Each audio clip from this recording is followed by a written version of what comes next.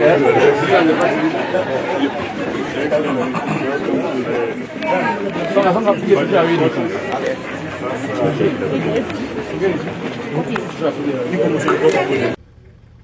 Honorable Stephen Kalonzo Musyoka, kiongozi wa DAP Kenya, the Honorable Eugene Wamalwa, honorable members, senators, MCAs, and all leaders present. God is good, and all the time. Nisalimieni kwa Bwana Yesu asifiwe. Asanteni sana. Party leader Eugene Wamalwa, let me also offer my congratulations to you, your NEC, and the party of DAP for the unveiling of your offices here today, and I'm honored to have been invited because it's a great milestone in our democratic process, and as we embark on a journey to liberate this country from bad governance, corruption, and dictatorship. And I am very elated to join this team of distinguished leaders in this country who have played a significant role in our democratic process. I have come with many senators and members of parliament who we work with as a way of showing our solidarity with this team.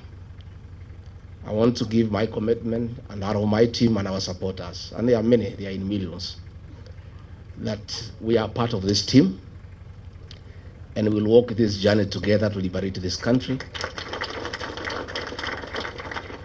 And we shall make whatever sacrifices necessary to make sure that William Ruto is a one-term president. People have short memories. President William Ruto has a very short memory.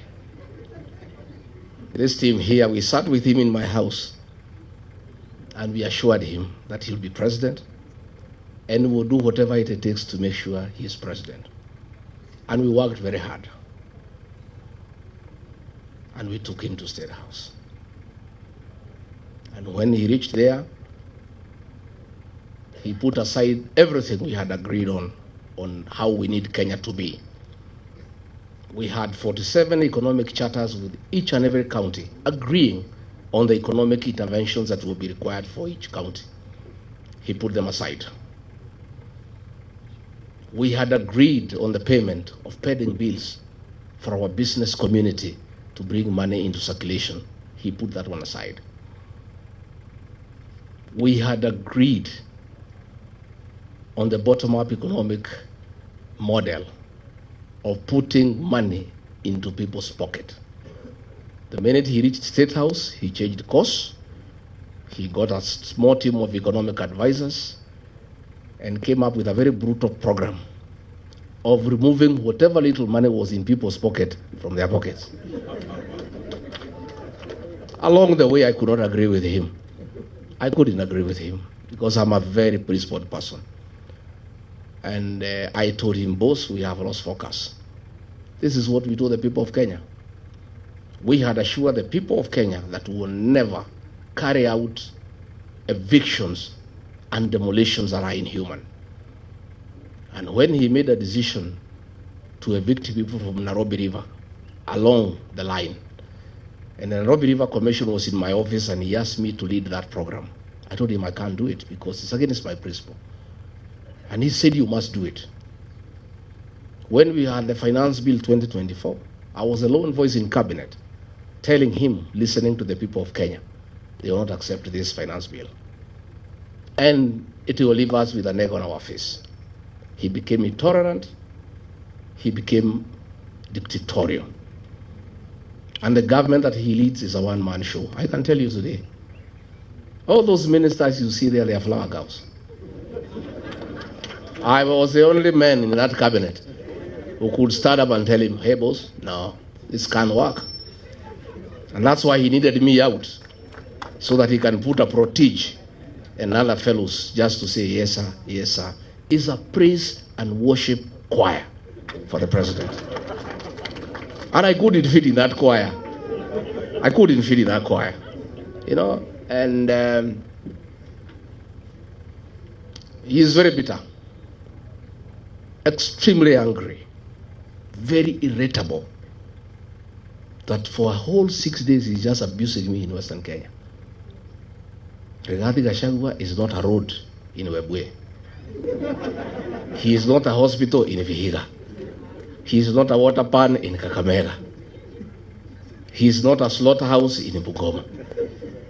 President of the Republic of Kenya has gone to Western for 6 days, just talking about Rigathi Gachagua, occasionally Kalonzo Musyoka, because he is bitter that his voting bloc, the one that made him president, the Mount Kenya bloc, is gone and gone and gone forever. And I told him, it is his own undoing. I told him, don't touch the mountain. See the Bible. If you read the Exodus, I told him, don't. Many times. But it's because he has some young MPs he moves around with, young boys who are born in towns and brought up with Serarak. They don't know the community. So they tell him, no, it's okay, no problem. Mulima ni yako, wewe ulikuja huko mwenyewe. Hawa watu ni wako, hata ukitoa huyu weke huyu hakuna shida. Nikamwambia mimi ni mzee. Hawa watu mimi nawajua. These fellows on the mountain, they hate betrayal and they hate deception. Because of what Mzungu did to them, they hate betrayal. And you yourself, President William Ruto, you are a beneficiary of my community's distaste for betrayal.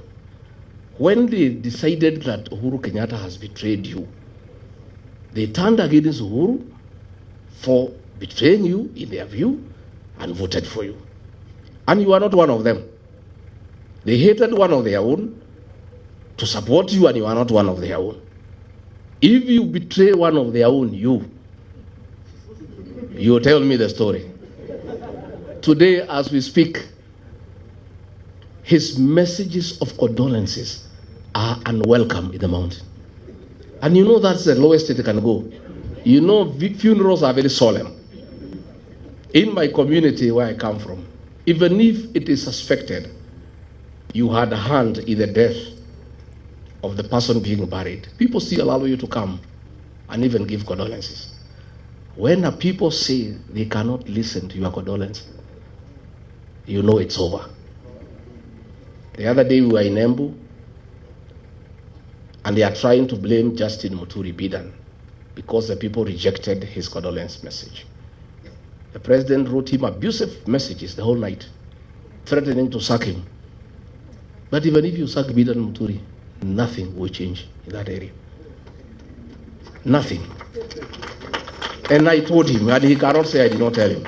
Because me, I'm an honest man. I sat him down and I said, boss, you believe my naguza. Now, why he's annoyed is because 47% of his support, 4 million votes, iko nje. Sasa anategemea ati Raila akienda AU, he can transfer zile zake. Zile za Raila zilikuweko za Wiper, they are not there. Ile ya Mulembe is not there. Hii ya Kisii is not there. Huyu jamaa amekwama. Amekwama. And I can tell you, because I know him, he is cornered. Kazi yetu ni rahisi sana, is to stay together and unite our people. Mimi naomba jamii ya Mulembe, amekuja huko anaita mimi mkabila, ati ndio mimi nisisaidie nyinyi. Siku nilimsaidia, hakujua mimi ni mkabila. When we voted for William Ruto, we knew he's not a Kikuyu. 87% of my people voted for him. We knew he's not a Kikuyu.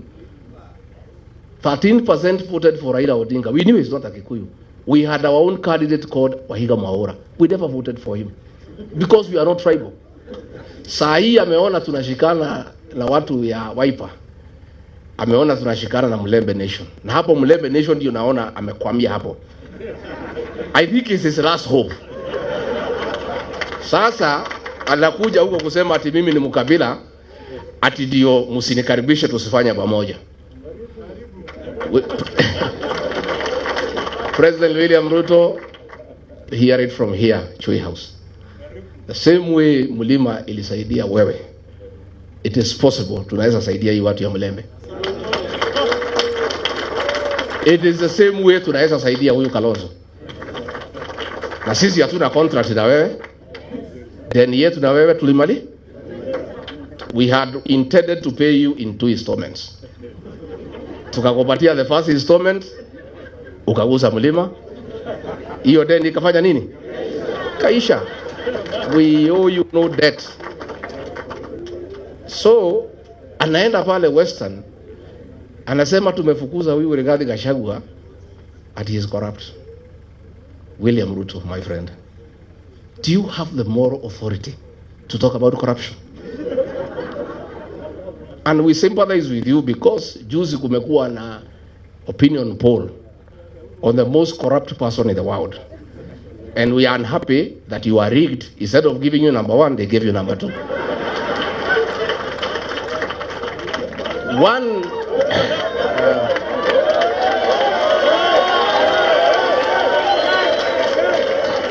Let me say, I want to say, let me say, President William Ruto could not agree me to stay in government because I could not agree to corruption. The State House of Nairobi is the real center of corrupt activities. And there are watu wawili, moja anaitwa Adil na mwingine anaitwa Jayesh. These are the conveyors of corruption in this country.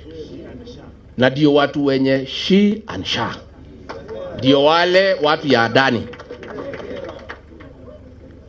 Na hao watu wakija kuona rais, hata ukiwa deputy president ama minister, utamungoja hapo saa 5 akiongea na hiyo watu. Wakipanga hiyo mane?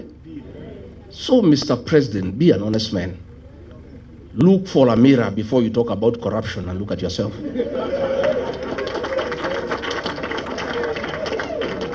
If you think the people of Kenya are very intelligent, Rigathi Gachagua has not been associated with any scandal in this country. So wewe unaenda pale unasema he is incompetent.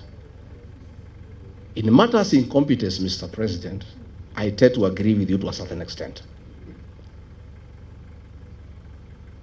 Serikali yako ni ya uongo, kutenga, kudanganya watu.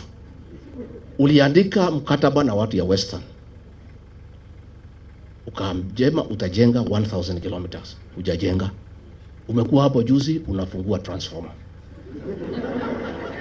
Wewe, mimi ulitaka nikusaidie kudanganya wa Kenya. In matters kudanganya wa Kenya, Mr. President, I'm incompetent. Absolutely. I accept. Because hiyo alikuwa anataka tuende ku launch barabara na anajua hakuna budget. Tukitoka Matinga inafanya nini? Sasa hiyo ndio kazi rais anataka nimsaidie. Ndio anasema huyu haelewi program za serikali. Sasa kwenda kupeleka Matinga ukijua hakuna kazi inafanywa, hiyo ni program ya serikali? He was telling me to go and defend Adani. Tulikuwa na Eugene Wamalwa, huyu mheshimiwa, na Onyonka kwa mazishi Kitale. Huyu Onyonka akaamuka, akalima serikali mambo ya Adani. Na mimi nakaa tu pale, I don't want to nod because I'm still in office. That Adani thing is the worst form of corruption in this country. So mimi nilipoamuka, I never responded. So one of the PAs ya mkubwa akanipigia simu. Mtu yuko huko, mtu ya 36. Wewe ni deputy president ya sangapi? Maana ya deputy president, you speak last. Dio ile maneno yote iko baya serikali ukanu. Kwa nini huyo Onyonka alilima serikali mambo ya Adani and you are not defending? Nikamwambia I cannot answer you. Tell your boss to call me. So president amenipigia, nimemwambia mimi siwezi. That thing is corruption. I cannot defend it, Mr. President. I cannot. That is why he is saying I was not defending government programs. Sasa corruption, is it a government program? So wanasema ati I'm incompetent. Hii mtu hakuna kitu anaelewa. Sasa kama serikali ni wizi tupu, sasa what is there to defend? Walinipeleka Senate ati nimekataa watu watolewe Nairobi River. Walinishitaki nimekataa watu wafukuzwe Marigiti Market. Those are things I could not do. Ukiangalia hii maneno ya affordable housing, It is the worst fraud against the people of Kenya. And it's good today I tell the country.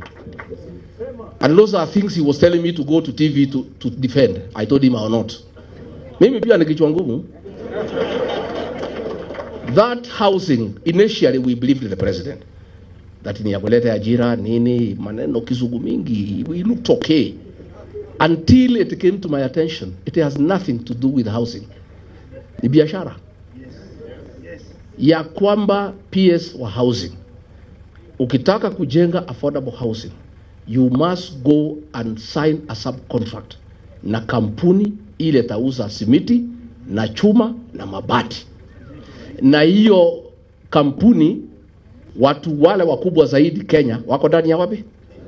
So this housing levy inatolewa kwa watu ya Kenya is to make sure these houses are going on, ndio hao wauze simiti, wauze chuma, wauze mabati. That is what the president is accusing me of not understanding and being incompetent. Sasa mimi nauliza, na mimi nataka niseme, I want to assure the people of Kenya, this team I see here, and when I listen to the people of Kenya, because I listen a lot, once a new government is sworn in, that housing levy will have to be abolished so that we restore the dignity of the payslip. The dignity of the payslip. Wakenya wamehangaishwa zaidi. Na nimeona mpaka yule mkubwa ya wafanyikazi amekuwa ameingia kwa hiyo praise and worship team. Watu nakazwa mambo ya NSSF, mambo ya haongei. Kazi yake ni praise and worship. Those are the things sisi ambaye tumeshindwa kufanya. So finally ndio nimalize, because I wanted to tell the president, usidanganye wa Kenya. Useme ukweli, tulikosania corruption because wewe ndio unaeneza corruption na watu yako. Na it is impossible to make any progress in this country unless we sort out this country in terms of leadership. We'll sink lower and lower. Finally niambie watu ya Western, because mimi naona huyo jamaa amekwama hapo kwenu. Nyinyi mko na bahati that we are here to advise you. Alienda kwenu usiku sita. Kwetu he was there 6 days out of 7 every week. Hakuna kanisa hajaingia. Hakuna barabara hajui kwa jina. Hakuna soko hajui kwa jina. And he would memorize. We were very impressed. Anataja barabara, Wakikuyu wanasema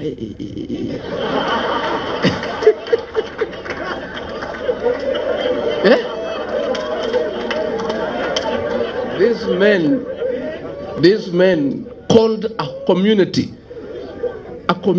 that has pride, a community that's hardworking, that is rich.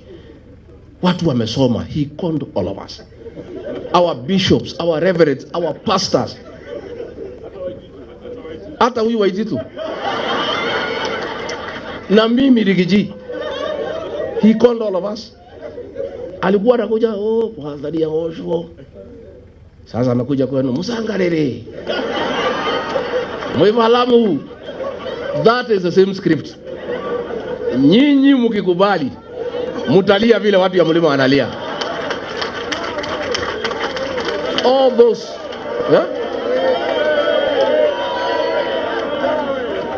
hiyo yote ni utapeli.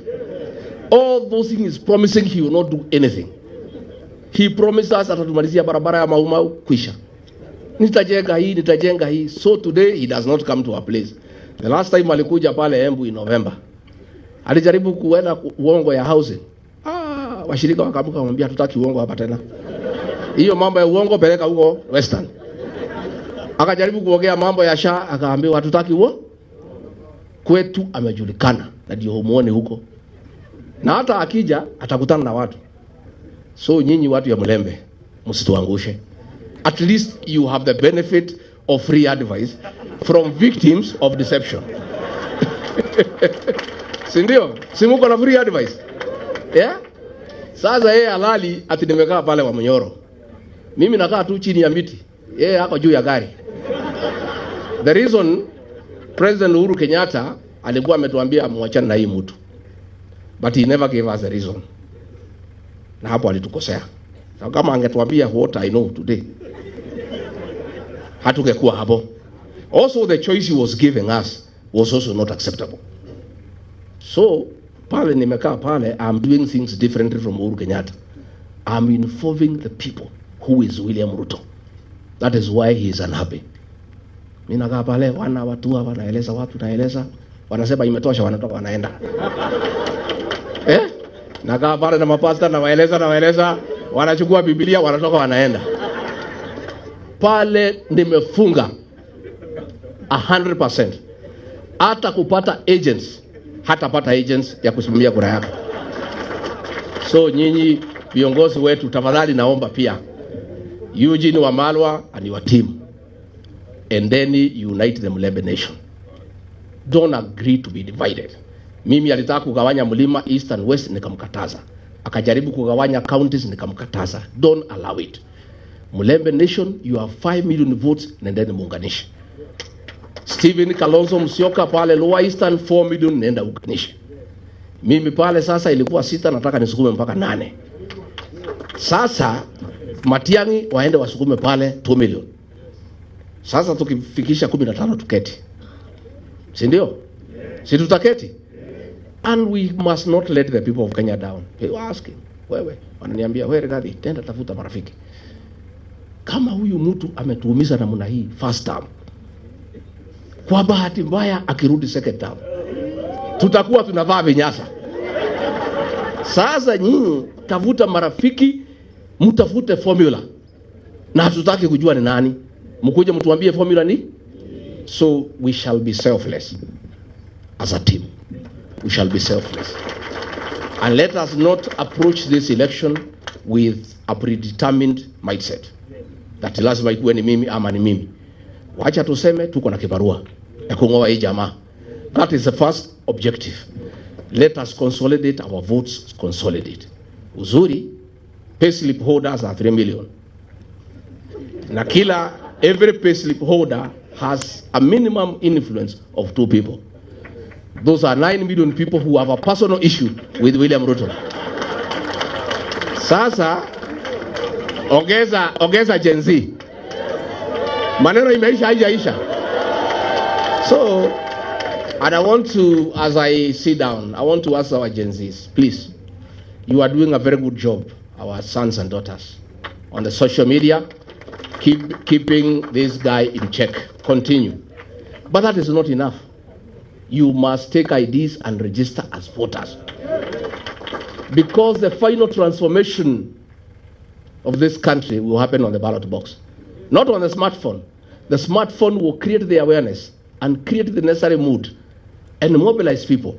But the actual transformation of getting the right leadership will happen on the ballot. So we want to ask the Gen Zs and the millennials, please, take IDs, register as voters, and continue what you are doing on the smartphone. Now you are doing a good job. Huyu jamaa halali. Even he was accusing me ati mimi ndio naongoza Gen Z. Nikamwambia President, that's a good wish. If I'm the leader of Gen Z, I'm a very strong leader in this country. Because it's a serious force. So, leaders hawa niwapongeze. This journey is not for the cowards and the faint-hearted. This man is angry and therefore dangerous. I must tell you. Alituma watu Limuru, walitaka waniue. Mungu akanisaidia. Siku ingine ametuma askari anitupie tear gas huko Shamata. Siku ingine ametuma criminal gang kuumiza bibi yangu. What he must know is that some of us, and he knows as well, of course he is forgetting, when the fourth administration was against him and persecuting us, we stood with him and never feared. Sisi si watu ya kuuziwa uoga, hata tukiuziwa hatuna pesa ya kununua. But I want to tell these leaders, you must be steadfast. You must be on the right side of history. And with these two great leaders, and Matiang'i and the others who come on board, we'll work together. Na tutasaidiana. We'll continue consulting, tutatembeleana. Hivi karibuni, we are also going to unveil our movement. And it's a serious movement. and it's a national movement, but the home of the mountain. Just like every party has a certain home, it's a national party but with a home. Watu ya mlima wamesema sisi tulienda harusi na gari ya mtu mwingine. Kufika kwa mtu tukaambiwa tushuke. Sasa tunatafuta gari yetu ya kwenda Sasa kila iko magari hapa. Sasa tutakutana kwa harusi, Mercedes iko, Range Rover iko, magari imejaa wapi? Pale. This UDA, when I make my announcement in another few weeks, will be a shell. It will be a shell. There will be nothing. Ulifukuza sisi, tumetoka na watu wetu wote. There will be nobody, even people are impatient. If you know the pressure I am under to announce the vehicle, I am not sleeping. People are impatient and they don't want to see anything yellow. You know? So, sisi tutauda gari yetu na itakuwa ni gari kubwa na ya Wakenya wote. Na tunataka tuungane pamoja na hao wengine tupange Kenya. And we mean well for this country. Na mtu asikuambie ati sisi ni wakabila kwa sababu tunaunganisha nyumbani. You would be stupid to go to the national table before you organize your house. Lazima kila mtu apange nyumba ya. Alafu ndio tuketi kwa meza ya Kenya, si ndio? So we must all organize our houses so that tutengeneze nyumba hii, tutengeneze hii, tutengeneze hii, tutengeneze hii. Yeye he is bitter kwa sababu hii yangu alikuwa nafikiria ni yake. Sasa amejua si yake. Sasa hako na machungu. Na there is nothing we can do, hatuwezi msaidia, pole. Wewe omba Mwenyezi Mungu, huyu mzee aende EU kama he can give you his base. I don't know whether loyalty is transferable. Whatever he can give you, you see what to do with it. Hii ya Western naona kama imeenda, Ukabani imeenda, ya Kisii imeenda. Sasa pale kwake tutapambana. Hata sisi tutakuwa hapo. Baba akienda, ile tabaki pale tutangangania na wewe. Si tutangangania? Kwa sababu there are some guys who came to see me from Siaya. Wanasema, they came to my house. Wanasema, sikia, tukiji. Sisi, our loyalty is not transferable. Sisi ni watu ya baba. Akishaenda AU, tuko free. Na sisi vile tunaona yeye ni mtu ya kusema ukweli, tunaweza elewa. So, even that Nyanza, baba akienda, will be there also. Because there are also people who want to join the rest of Kenya. So, mimi nimefurahi sana and thank you very much. Na tumeshukuru DAP Kenya, continue consolidating. Until Governor Natembea asiuziwe uoga. Na hata akiuziwa asinunue. You know they were saying that when they impeach me at I am finished at 2 weeks alidanganywa na vijana hapo hii ya town. Hii mlima, they have no use for any leader who is not having a position. Tukitoa huyu wanawachana naye wanachukua yule mpya. Sasa kila siku wanaongea juu yangu. Na bado wacha tuweke gari, tuungane na hao viongozi and then tutembee. Na mwaka hii ya 25 ndio ya kujipanga. 26 ni si ndio? Hii 25 tupangapange and we'll agree so that we have enough members of parliament. We'll sit down so that we don't compete against each other. Kama hii Nairobi we have 17 constituencies. Nilikuwa nafanya hesabu naona between this team we can take 15 out of 17. Hii governor ya Nairobi tutachukua asubuhi mapema. Within this team here, we just sit down and do proper arithmetic. Nakuru, everywhere, Mombasa, we'll sit down so that we don't fight against each other. Tutapangana vizuri, ndio tuone maisha itakaa namna gani. Otherwise, I want to say thank you very much. May God bless you. Mutasalimiana?